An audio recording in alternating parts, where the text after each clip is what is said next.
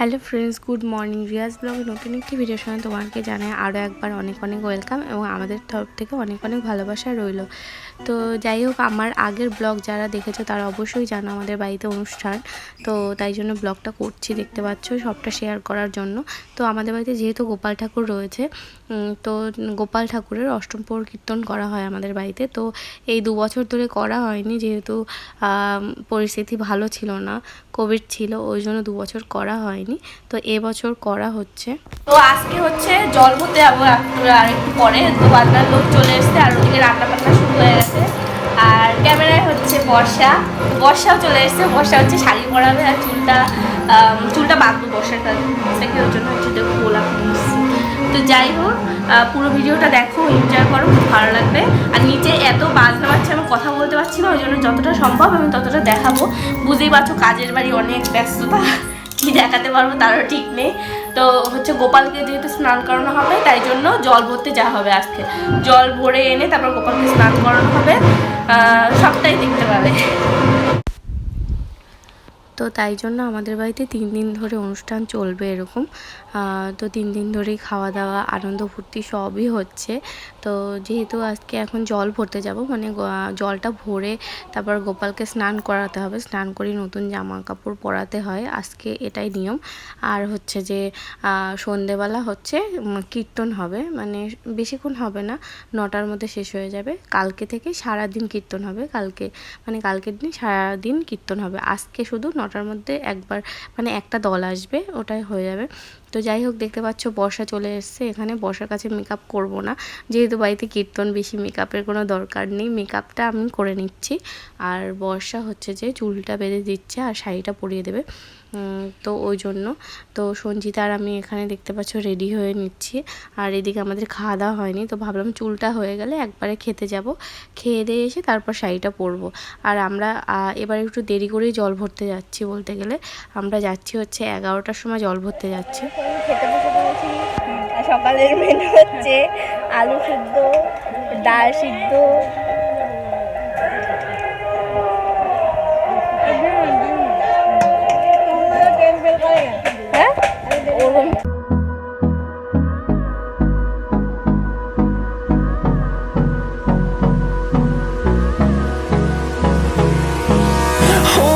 close till I get up. Time is barely on our side. I don't wanna waste what's left. The storms we chase are leading us, and love is all we'll ever trust. Yeah.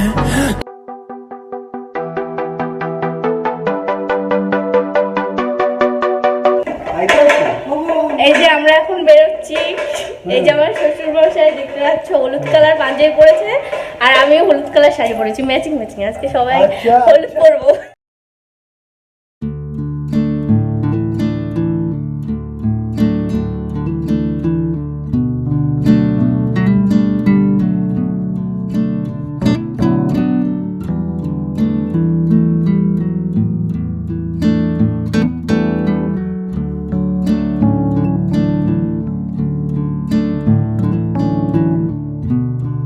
তো 12টার সময় ভালো একটা time রয়েছে, তো এটা হচ্ছে time দেখেই জল ভরতে যাওয়া হয়। আগের বার তো অনেক সকালবেলা গেছিলাম, প্রায় 9টা-10টার মধ্যে বেরিয়ে পড়েছিলাম। তো এবার 11টার সময় বেরোচ্ছি, মানে যেতে যেতে 12টা বেজে যাবে। তো 12টার সময় যেহেতু একটা ভালো সময় আছে, তো 12টার সময় জলটা ভরা হবে। তো দেখতে পাচ্ছ আমরা সবাই আনন্দ করতে করতে যাচ্ছি। আর এটা হচ্ছে আমাদের পাড়ার মন্দির, তো এখানেও মাকে একটু বরণ করে যাচ্ছে, বরণ করে তারপর যাব।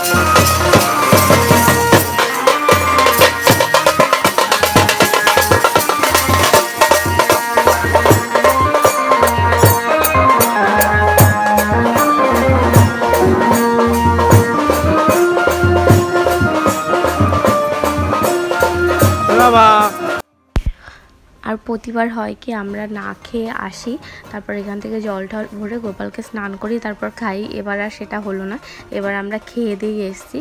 তো মানে সকালবেলা দেখেছো তোমরা, সকালবেলা শুধু প্লেন ডাল করেছে আর আলু মাখা করেছে, আর কিচ্ছু করেনি।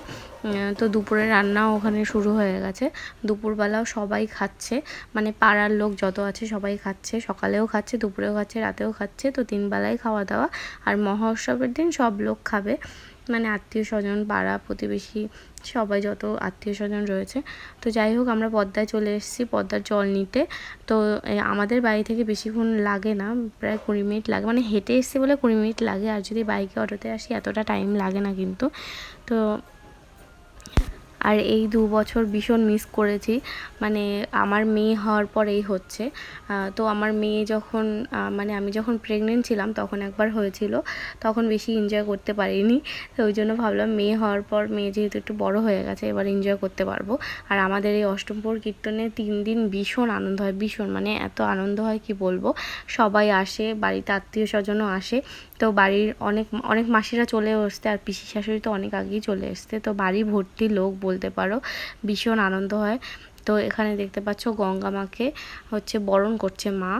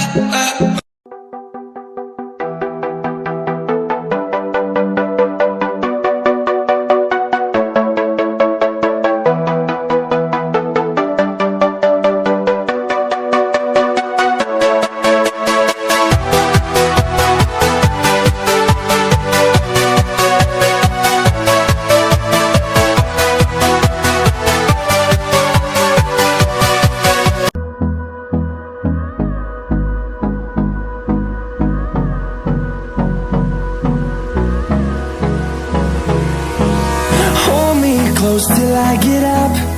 Time is barely on our side. I don't wanna waste what's left. The storms we chase are leading us, and love is all we'll ever trust. Yeah.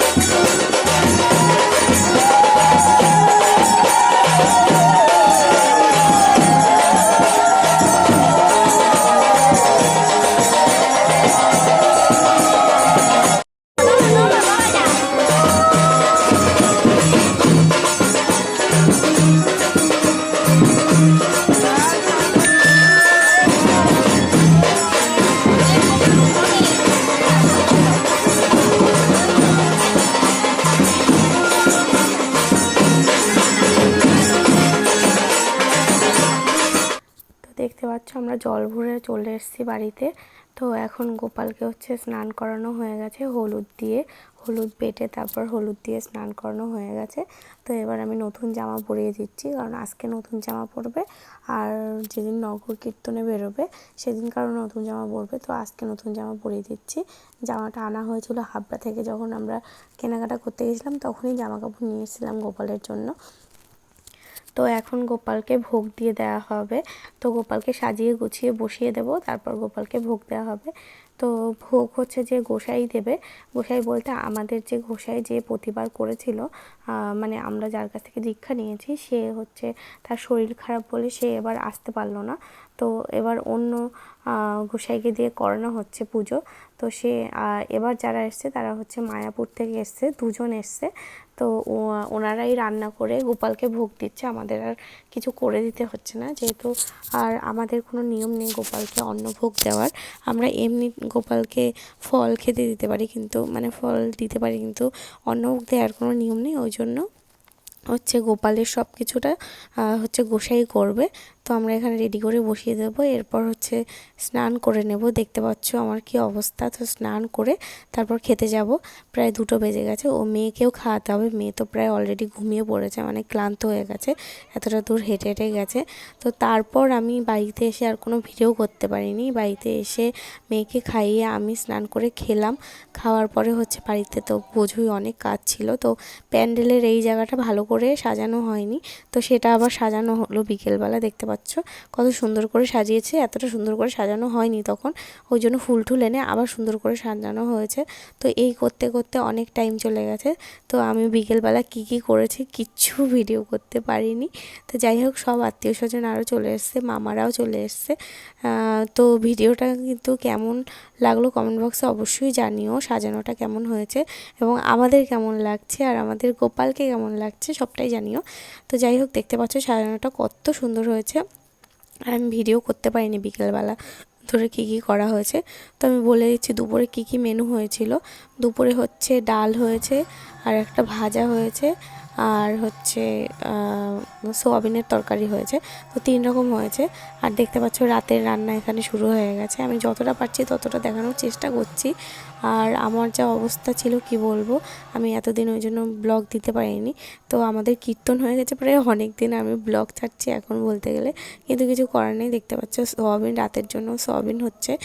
আর এখানে দেখতে পাচ্ছ উনুনে রান্না শুরু হয়ে গেছে। ডাল, এগুলো কিন্তু রাতের রান্না হচ্ছে, দুপুরের রান্না কিন্তু খাওয়া হয়ে গেছে, শেষ হয়ে গেছে। তো ওদিকে হচ্ছে কীর্তন হচ্ছে, নাম গান হচ্ছে, দেখতে পাচ্ছ এখানে। তো বলেছিলাম আজকে একটা দলই আসবে, তো একটা দলই করছে। কালকে থেকে 4-5টে দল আসবে, মায়াপুর থেকে আসবে, এখান থেকেও কিছু আছে, নবদ্বীপ থেকে আছে কিছু। তো কালকে সব দল আসবে, ওটাও তোমাদেরকে দেখাবো। তো যতটা পারছি ততটা দেখানোর চেষ্টা করছি, দেখতেই পাচ্ছ। আর মেয়ে হচ্ছে ঘরে বসেও সবার সঙ্গে খেলাধুলো করছে। আর এদিকে হচ্ছে